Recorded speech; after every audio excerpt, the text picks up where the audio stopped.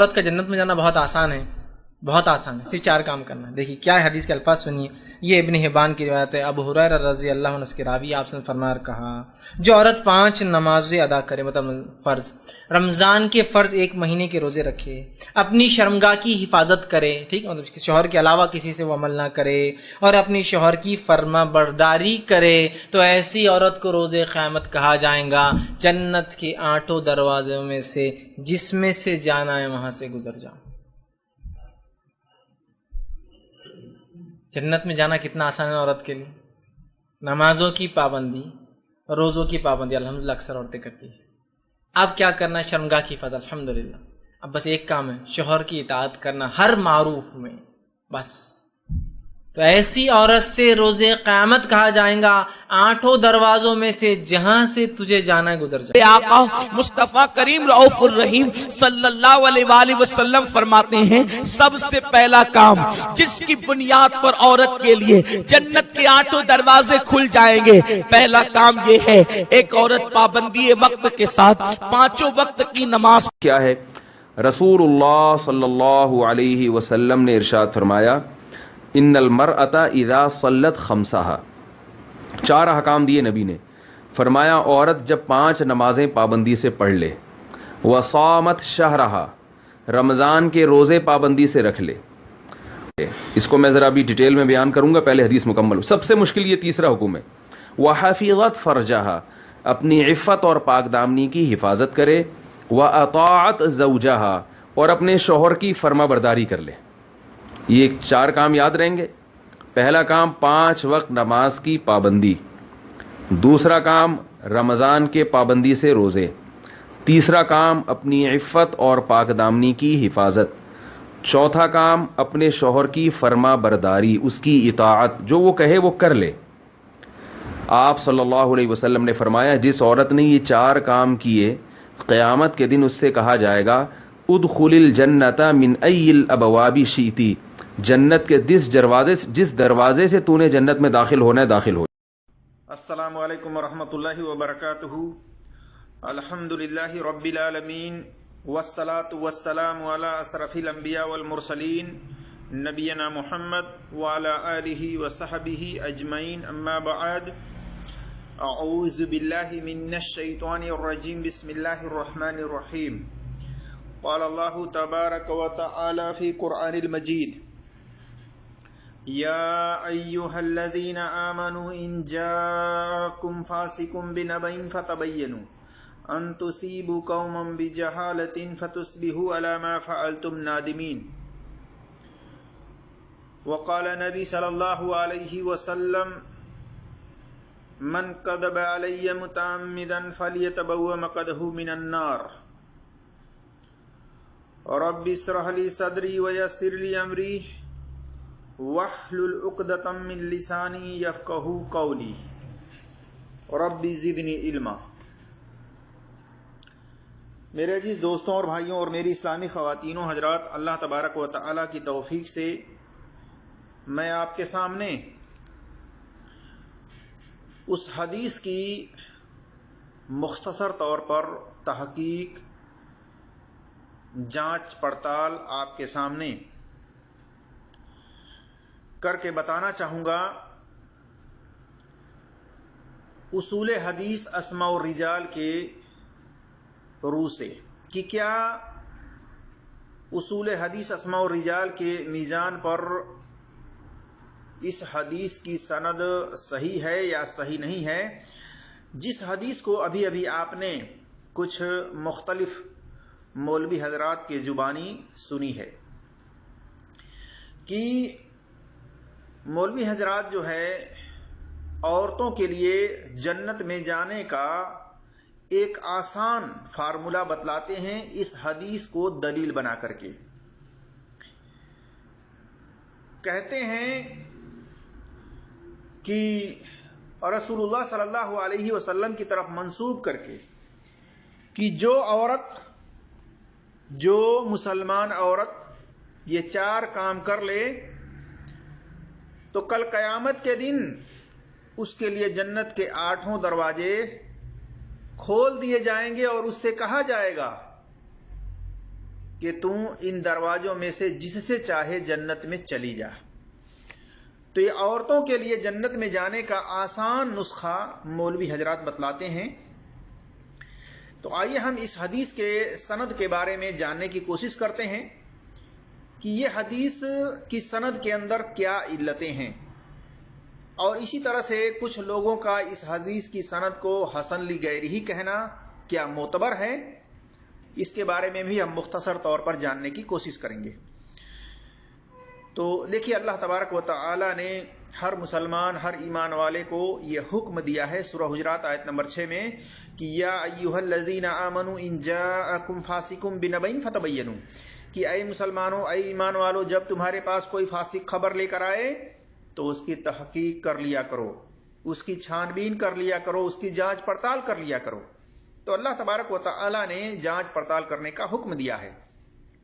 ہم دنیاوی معاملات کے اندر تو جانچ پڑتال کرتے ہیں، چھان بین کرتے ہیں، کیا چیز صحیح ہے، کیا چیز غلط ہے، کیا چیز اچھی ہے، کیا چیز خراب ہے. لیکن دین کے معاملے میں ہم بہت ہی سستی برتتے ہیں، بلکہ مولوی حضرات کی باتوں کو آنکھ بند کر کے ایکسپٹ کر لیتے ہیں. سوال نہیں کرتے کہ حضرت جو حدیث آپ بتلا رہے ہیں، کیا وہ اصول حدیث اسماء الرجال کے میزان پر چیک کیا ہے آپ نے؟ کیا اس کے روح سے یہ حدیث کی سند صحیح ہے یا صحیح نہیں ہے؟ تو میرے عزیز دوستوں اور بھائیوں، سوال کریں تبھی آپ کو حق بات کے بارے میں معلومات ہو سکے گا،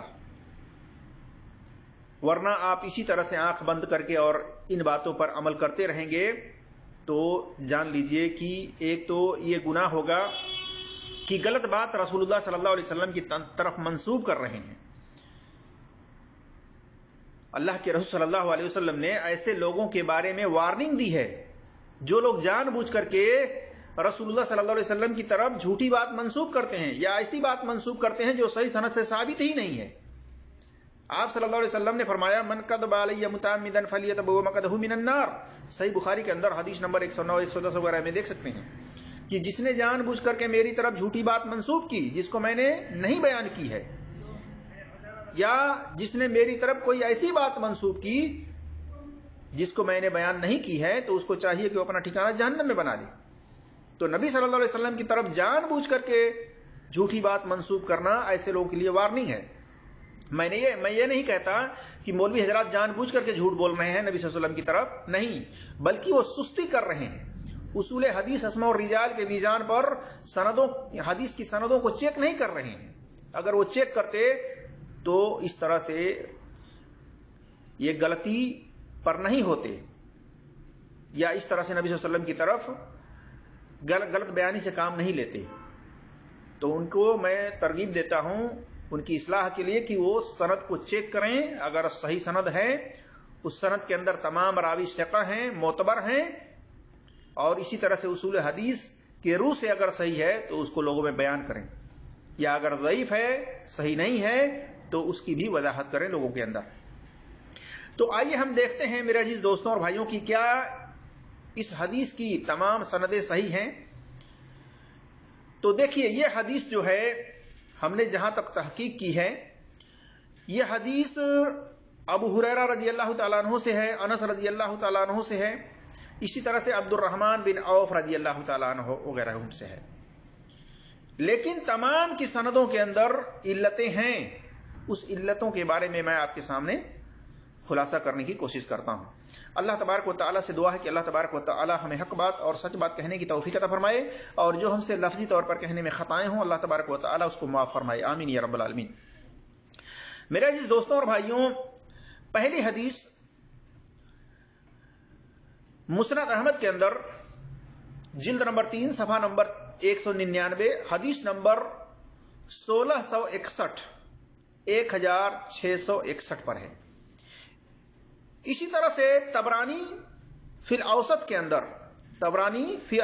اندر جلد نمبر 8 صفحہ نمبر 339 حدیث نمبر 8805 پر ہے. مجمع البحرین کے اندر حدیث نمبر 2315 ہے، 2315. اسی طرح سے اس کے علاوہ بھی یہ حدیث صحیح ترغیب کے اندر، حدیث نمبر 1932 1931 اور صحیح جامع الصغیر کے اندر حدیث نمبر 660 وغیرہ میں بھی دیکھ سکتے ہیں. تو آئیے ہم دیکھتے ہیں سب سے پہلے عبد الرحمن بن عوف رضی اللہ تعالی عنہ سے آئی ہوئی اس حدیث کی سند کو کہ اس کی سند میں کیا علت ہے. تو دیکھیے عبد الرحمن بن عوف رضی اللہ تعالیٰ عنہ سے جو روایت آئی ہے مسند احمد میں، طبرانی فی الاوسط کے اندر، مجمع البحرین کے اندر، اس کی سند کے اندر ایک راوی عبداللہ ابن اللہیہ ہے جس کو جمہور محدثین نے ضعیف الحدیث قرار دیا ہے، مجترب الحدیث قرار دیا ہے، اور امام احمد بن حنبل رحمۃ اللہ علیہ نے خود کہا ہے کہ اس کی حدیث حجت نہیں ہے. پتہ چلا کہ اس کی سند بھی معتبر نہیں ہے، اعتبار کے لائق نہیں ہے، بیان کرنے کے لائق نہیں ہے، عمل کرنے کے لائق نہیں ہے. تو یہ حدیث کی سند بھی ضعیف ہے، کمزور ہے، صحیح نہیں ہے. اب آئیے ہم دیکھتے ہیں دوسری حدیث جو کہ ابو ہریرہ رضی اللہ تعالیٰ عنہ سے ہے. یہ صحیح ابن حبان کے اندر، امام ابن حبان نے جلد نمبر 9، صحیح ابن حبان کے اندر جلد نمبر 9 صفحہ نمبر 471 حدیث نمبر 4163 کے اندر یہ لائے ہیں. اور اس کی سند کے اندر کیا علت ہے؟ اس کی سند کے اندر ایک راوی دہر بن نوح ہے جس کے بارے میں امام دارقطنی نے کہا لیس بقوی الحدیث، کی حدیث کے علم کے بارے میں یہ کمزور ہے، مضبوط نہیں ہے، جیسا کہ علل دارقطنی کے اندر آپ دیکھ سکتے ہیں. اسی طرح سے امام ابن حبان نے بھی اس کے اوپر درہ کی ہے، جیسا کہ الشقاق کے اندر جلد نمبر 8 صفحہ نمبر 238، جلد نمبر 7 صفحہ نمبر 588 میں دیکھ سکتے ہیں. اور اس کی سند میں دوسرا راوی عبد الملک بن عمیر کو امام احمد بن حنبل رحمۃ اللہ علیہ نے، جمہور محدثین نے مجترب الحدیث قرار دیا ہے. اور حافظ ذہبی نے، ابو حاتم الرازی نے کہا کہ آخری عمر میں اس کا حافظہ خراب ہو گیا تھا. اور ایک اور علت یہ ہے کہ یہ مدلس بھی ہے، اور روایت اس نے ان سے بیان کی ہے، سما کی صراحت اس نے نہیں کی ہے، سننے کے بارے میں ڈیٹیل نہیں بتلائی ہے. تو یہ بھی مدلس ہے، جیسا کہ طبقات المدلسین کے اندر صفحہ نمبر 41 کے اندر نمبر ہے 84 پر دیکھ سکتے ہیں. اور اس راوی کے بارے میں آپ دیکھ سکتے ہیں سوالات ابو داؤد صفحہ نمبر 354 365. اسی طرح سے جرح و تعدیل کے اندر جلد نمبر 5 صفحہ نمبر 361. اسی طرح سے تہذیب الکمال جلد نمبر 18 صفحہ نمبر 373. اور سیر اعلام النبلا کے اندر جلد نمبر 5 صفحہ نمبر 439. اور علل دارقطنی کے اندر جلد نمبر 2 صفحہ نمبر 125 وغیرہ میں دیکھ سکتے ہیں. پتہ چلا کہ یہ دو راویوں کے اندر جو خامی بتلائی گئی ہے، اس کی بنا پر اس کی بھی سند ابو ہریرہ رضی اللہ تعالیٰ عنہ سے حدیث جو آئی ہے یہ بھی ضعیف ہے، یہ بھی معتبر نہیں ہے، صحیح نہیں ہے. اب آئیے ہم دیکھتے ہیں تیسری حدیث جو کہ انس رضی اللہ تعالیٰ عنہ سے بیان کیا جاتا ہے. تیسری حدیث انس رضی اللہ تعالیٰ عنہ سے اس بارے میں حلیۃ الاولیاء کے اندر جلد نمبر 6 صفحہ نمبر 308 پر ہے. اسی طرح سے المسکات المصابیح کے اندر جلد نمبر 2 صفحہ نمبر 332 کے اندر حدیث نمبر 3254 ہے. اور مسند بزار میں حدیث نمبر 1463 1473 وغیرہ کے اندر یہ حدیث ہے انس رضی اللہ تعالیٰ عنہ سے. اس کی سند کے اندر علت یہ ہے کہ اس میں ایک راوی یزید بن ابان الرقاصی ہے جو کہ جمہور محدثین کے نزدیک ضعیف الحدیث ہے، متروک الحدیث ہے، منکر الحدیث ہے. یہاں تک کہ صحیح الحافظ قرار دیا گیا ہے کہ یہ اس کا حافظہ زیادہ خراب تھا. اور دوسری علت یہ ہے کہ اس کی سند میں سفیان الثوری مشہور مدلس ہیں، اور یہ روایت انہوں نے ان سے بیان کی ہے. اس میں بھی سننے کے بارے میں ڈیٹیل نہیں بتلایا ہے، سما کی شرحت انہوں نے نہیں کی ہے. इस बिना पर भी ये रवायत जो है सनद के एतबार से ज़ईफ है अनस रज़ी अल्लाह तआला अन्हु की। आप देख सकते हैं इसके बारे में अल जामिउल उलूम के अंदर इमाम अहमद बिन हंबल रहमतुल्लाह अलैह की, इसी तरह से अल जौफा वल मतरूकीन इमाम दारकुतनी की और इब्नुल जौजी की, अल मजरूहीन इमाम इब्न हिब्बान की, उसके अंदर भी इस रावी के बारे में आप तफसीलात देख सकते हैं। तो कहने का मतलब यह है मेरे अजीज दोस्तों और भाइयों कि उसूल हदीस अस्मा और रिजाल के मीजान पर इस हदीस की सनद जब सही नहीं है तो इसको किस तरह से धड़ल्ले के साथ ये बयान किया जा रहा है, औरतों को तरगीब दी जा रही है कि जो औरत ये चार काम कर ले तो जन्नत में बआसानी वो दाखिल हो सकती है, जा सकती है। तो देखिए इस हदीस के अंदर जो बातें हैं वो बातें तो दिगर पुरानी आयत वगैरह से सही हैं, लेकिन इस हदीस को दलील बना करके जो कि सही नहीं है, ये बातें कहना, औरतों के लिए आसानी पैदा करना, ये दुरुस्त नहीं है। जो सही बातें हैं कुरान के आयतों के रूह से और दीगर अहादीस के रूह से, उसको आप दलील के साथ बयान करें। इस बारे में जैसे कि रसूलुल्लाह सल्लल्लाहु अलैहि वसल्लम ने फरमाया अद्दुनिया कुल्लुहा मता व खैरुल मताइ दुनिया अल मरातु सालिहा, कि दुनिया के अंदर तमाम की तमाम चीजें क्या हैं, फायदा उठाने वाली हैं, लेकिन उसके अंदर जो खैर वाली चीज है वो है अल मरातु सालिहा, नेक बीवी, सालेह बीवी है, सालेह औरत है जो खैर वाली है। तो खैर वाली औरत को इस दुनिया के अंदर सबसे फायदेमंद चीज बतलाया गया है कि वो एक शौहर के लिए नेक औरत फायदेमंद है, जैसा कि सही मुस्लिम में हदीस नंबर 3249 पर देख सकते हैं। इसी तरह से जो शौहर बीवी से अच्छा सलूक करे वो अच्छा शौहर है, यानी जो शौहर अपनी बीवी से अच्छा सलूक करे, जो खाए उसे भी खिलाए, जब कपड़ा पहने तो उसे भी पहनाए, तो उसके साथ अच्छा सलूक करने वाला अच्छा शौहर है। इसी तरह से बीवी के ऊपर यह वाजिब है कि अपने शौहर की हर जायज बात को माने, जिस काम को कहे करने के लिए उसका इनकार न करे, यहां तक कि अगर वो हमबिस्तरी करने के लिए बुला रहा है और इस पर वो नहीं जा रही है, इनकार कर रही है, और यहां तक कि रात उसने इसी इनकार में शौहर को नाराज करके गुजारा तो फरिश्ते सुबह तक उस औरत पर लानत भेजते रहते हैं, जैसा कि सही बुखारी के अंदर हदीस नंबर 3237 है, सही मुस्लिम में हदीस नंबर 120, 1436 वगैरह है।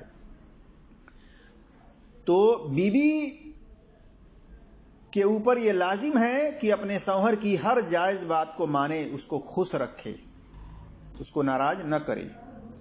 बाकी जो बातें उस हदीस के अंदर हैं वो मोमिन औरतों की सिफात बताई गई है कि मोमिन औरतों की ये सिफतें हैं कि वो अपने शौहर के माल की हिफाजत करती हैं, उसके औलाद की अच्छी परवरिश करती हैं, देखभाल करती हैं और नमाजों की हिफाजत करती हैं। तो ये तमाम बातें जो हैं मोमिन औरतों की सिफात बतलाई गई हैं। लेकिन ये कहना कि जो ये चार काम कर ले उसके लिए जन्नत के 8 दरवाजे खोल दिए जाएंगे और उससे कहा जाएगा कि तू जिस दरवाजे से चाहे जन्नत में चली जाए, तो मेरे जिस दोस्तों और भाइयों और मेरी इस्लामी ख़वातीनों हजरात, इस हदीस को दलील बना करके लोगों में बयान नहीं करनी चाहिए इस बात की, बल्कि इस हदीस की वजाहत कर देनी चाहिए। हाँ, कुछ लोगों ने इस हदीस के बारे में कहा है कि जादे तुर्क से यह हदीस आई हुई है, लिहाजा यह हदीस हसन ली गैरही के दर्जे तक पहुंच जाती है। तो एक बात याद रखिए कि मुतकद्दिमीन मुहद्दिसीन के यहाँ यह उसूल साबित नहीं है हसन ली गैरही का। उनके यहाँ चाहे एक सनद से हदीस हो, चाहे वो हदीस कई सनदों से हो, अगर उसके अंदर उसूल हदीस अस्मा और रिजाल के मीजान पर अगर तमाम की तमाम सनदें ज़ईफ हैं किसी ऐसी इल्लत के बिना पर जिससे उस पर ज़ईफ का हुक्म लगता है, تو اس کو وہ ضعیف کہتے تھے، حسن لغیرہ کا حکم نہیں لگاتے تھے کہ یہ حدیث زیادہ طرق سے آئی ہوئی ہے، زیادہ سندوں سے آئی ہوئی ہے، لہذا ایک دوسرے کو تقویت دے کر کے، طاقت دے کر کے، سپورٹ کر کے یہ حسن لغیرہ بن جاتی ہیں۔ یہ اصول متقدمین محدثین کے ہاں نہیں پائی جاتی ہیں، بلکہ یہ متاخرین محدثین نے یہ اصول، ان میں سے بھی کچھ لوگوں نے بنائے ہیں، زیادہ لوگوں نے نہیں بنائے، سب کا متفقہ فیصلہ نہیں ہے اس بات کو لے کر کے۔ خود شیخ البانی رحمۃ اللہ علیہ کے ہاں یہ بات نہیں ہے، بلکہ وہ تو زیادہ طرق سے آئی ہوئی حدیثوں کو اگر وہ ضعیف بھی ہیں تو اس کو حسن لغیرہ کا حکم لگا دیتے ہیں، یا اسی طرح سے اگر وہ زیادہ طرق سے آئی ہوئی ہیں حدیثیں، اس کے اندر کوئی مدلس راوی ہے، ان سے روایت بیان کر رہا ہے، بھلے ہی وہ زیادہ طرق سے آئی ہوئی ہیں، تو اس کو وہ ضعیف کا حکم لگاتے ہیں۔ ان کے ہاں کوئی موقف ہی نہیں ہے متفقہ کہ وہ زیادہ تر سند سے آئی ہوئی حدیثوں کو، بھلے ہی وہ سند کے اعتبار سے ضعیف ہوں، وہ اس کے اوپر کبھی حسن لغیرہ کا حکم لگاتے ہیں تو کبھی جو ہے ضعیف کا حکم لگاتے ہیں۔ تو ان کے ہاں کوئی ایک بات پر وہ حکم نہیں لگاتے ہیں کسی ایک اصول کے مطابق۔ تو متاخرین میں سے بھی سارے کے سارے لوگ اس بات پر متفق نہیں ہیں، اسی طرح سے جتنے مسلک کے ماننے والے ہیں یہ بھی تمام کے تمام لوگ اس بات پر متفق نہیں ہیں، بلکہ مختلف ہیں۔ تو لہٰذا ہمیں چاہیے کہ اصول حدیث اسماء والرجال کے بارے میں متقدمین محدثین کو متاخرین پر ترجیح دیں، انہی کے مطابق حدیثوں کی چھان بین کریں، انہی کے اصول کے مطابق حدیثوں پر حکم لگائیں، کیونکہ متقدمین محدثین وہ خیر القرون میں سے ہیں، اور متقدمین محدثین کے تحقیق کے اندر، سندوں کے اندر جو راوی ہیں، ان راویوں کے چھان بین کرنے میں متاخرین محدثین 300 سال ہجری کے بعد والے جن کی وفات ہوئی ہے، یہ لوگ محتاج ہیں۔ متقدمین محدثین 300 سال تک وفات پانے والے متقدمین محدثین کے تحقیق کے اندر سندوں کے راویوں کے، یہ محتاج ہیں متاخرین محدثین، لہذا ترجیح متقدمین محدثین کو دینی چاہیے، انہی کے اصول کے مطابق یہ حکم لگانی چاہیے۔ تو حسن لغیرہ یہ حدیث کی ضعیف قسموں میں سے ایک قسم ہے، لہذا یہ معتبر نہیں ہے، یہ حجت نہیں ہے متقدمین محدثین کے ہاں۔ متقدمین محدثین کے ہاں تو صحیح حدیث اور حسن حدیث یہی حجت ہے، باقی حسن لغیرہ یہ بعد کی پیدا کردہ چیز ہے، لہذا یہ معتبر نہیں ہے کہ اگر 10 آدمی غلط ہیں تو یہ کہا جائے کہ 10 کو ملا کر کے ایک دوسرے کو تقویت مل جاتی ہے، لہذا یہ بات معتبر ہو جاتی ہے۔ یہ بالکل درست نہیں ہے میرے عزیز دوستوں اور بھائیوں۔ ہاں 10 میں سے اگر ایک بھی صحیح بول رہا ہو تو اس کی وجہ سے تقویت مل سکتی ہے، اس کی وجہ سے بات صحیح ہو سکتی ہے، وہ معتبر ہو سکتی ہے، لیکن 10 جب صحیح نہیں ہے تو وہ معتبر ہرگز نہیں ہو سکتی ہے۔ اسی طرح سے میرے عزیز دوستوں اور بھائیوں، ایک بات اور میں آپ کے سامنے رکھنا چاہوں گا کہ ایک حدیث یہ بیان کیا جاتا ہے کہ جو عورت اس حال میں مر جائے کہ اس کا شوہر اس سے راضی تھا، اس سے خوش تھا، تو وہ جنت میں جائے گی۔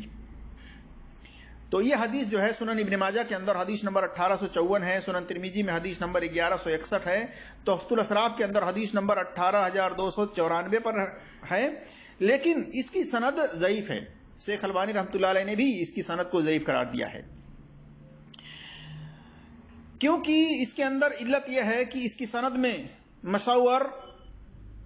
مساور الحمیری اور ان کی ماں دونوں مجہول حال ہیں، جیسا کہ حافظ ابن حجر عسقلانی رحمۃ اللہ علیہ نے اور حافظ ذہبی رحمۃ اللہ علیہ نے یہ بات کہی ہے۔ آپ دیکھ سکتے ہیں التہذیب کے اندر جلد نمبر 4 صفحہ نمبر 32، جلد نمبر 10 صفحہ نمبر 103، التقریب کے اندر جلد نمبر 2 صفحہ نمبر 241 میں، میزان الاعتدال میں جلد نمبر 4 کے اندر نمبر ہے 8447 وغیرہ پر۔ تو یہ بھی حدیث سند کے اعتبار سے ضعیف ہے، اصول حدیث اسماء والرجال کے روح سے۔ میرے عزیز دوستوں اور بھائیوں، اللہ تبارک و تعالیٰ سے دعا ہے کہ اللہ تبارک و تعالیٰ ہم تمام مسلمانوں کو قرآن اور صحیح حدیث پر عمل کرنے کی توفیق عطا فرمائے اور ہر ایک کی بات کی چھان بین کرنے کی، تحقیق کرنے کی توفیق عطا فرمائے، آمین یا رب العالمین۔ السلام علیکم ورحمۃ اللہ وبرکاتہ۔